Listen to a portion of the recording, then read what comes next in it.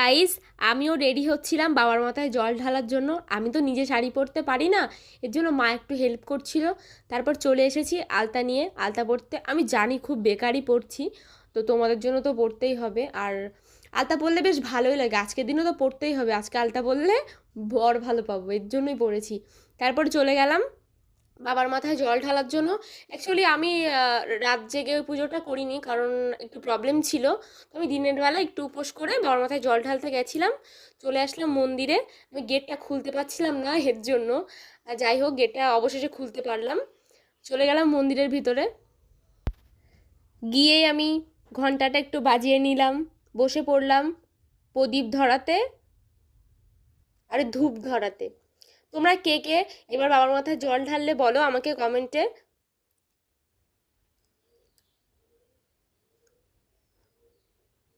আমরা আসলে এই পুজোটা করি ভালো বর পাওয়ার জন্য, কিন্তু আমাদের কপালে তো খারাপ বরই জুটবে না। তো এবার বাবার মাথায় জল ঢালছিলাম ওং নমঃ শিবায় বলে, প্রণাম করে নিলাম যে ভগবান তোমার মতন একটা বর দিও আমাকে। প্রণাম করে নিলাম।